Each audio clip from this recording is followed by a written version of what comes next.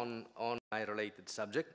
Again, we try to identify a subject which had some link to what currently is happening. This is an ongoing situation which is not yet clear in what is going to infer and what is going to happen. We're talking of Iranian sanctions and the effects on shipping. On this, Vernon Sewell is going to give us a little bit of a legal background on the current state of sanctions against Iran and, of course, the consequences on shipping. Vernon, please. Thank you, Federico. Can everyone hear me? I think there's an international consensus that Iran is illicitly trying to develop weapons of mass destruction. There also seems to be an international consensus that this must not be allowed to happen. And on the 9th of June this year, the United Nations Security Council passed its fourth resolution. This really builds on its previous three resolutions in trying to identify material which Iran could use to develop an illegal weapons program. The United Nations has also been building up a profile, a list of Iranian persons or entities who are particularly closely associated or felt to be closely associated with this illicit weapons program. And the position for the ship owner in this sense is quite clear. What the United Nations is saying is that ship owners should not be in any way seeking to carry this type of banned material into Iran. It should not be having any dealings with the identified Iranian persons and entities closely associated with this illicit program, and should not be transporting for those persons or entities this type of material, whether to Iran or anywhere else. And the test for the ship owner is going to be one of vigilance and due diligence. The practical difficulties for the ship owner is going to be to make sure that he has sufficient information to be able to distinguish what is banned and non-banned material. He's also going to have sufficient information in terms of lists in order to be able to identify properly the individuals and entities who are banned entities. And he's going to have to be very vigilant about who he contracts with, and indeed who might be appearing somewhere in the transport chain. That's not always easy. For instance, if you have a bill of lading, who is going to be the ultimate consignee? These are difficult practical questions, but I think that the position for the ship owner is clear. He must not be carrying this stuff. And more importantly, in terms of a time charter commitment, he cannot be compelled to carry it. Now, moving on the 9th, I beg your pardon, on the 24th of June this year, Capitol Hill passed a piece of legislation which was signed into law on the 1st of July this year. It's the Consolidated Iranian Sanctions, Accountability and Divestment Act of 2010, otherwise known as KISADA.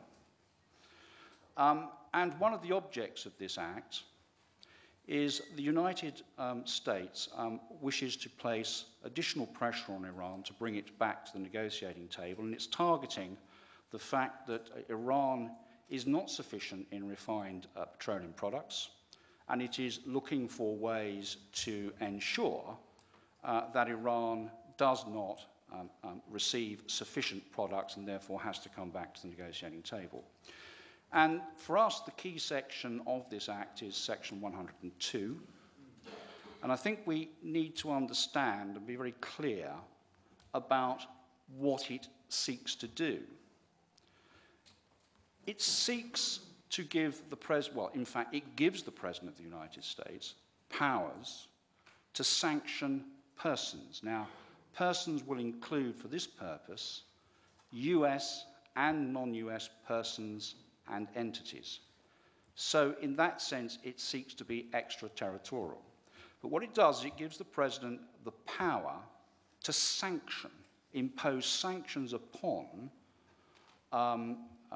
non-US persons and entities who assist in the transport of certain refined petroleum products and materials. And what Section 102 identifies is, first of all, the export to Iran of refined petroleum products.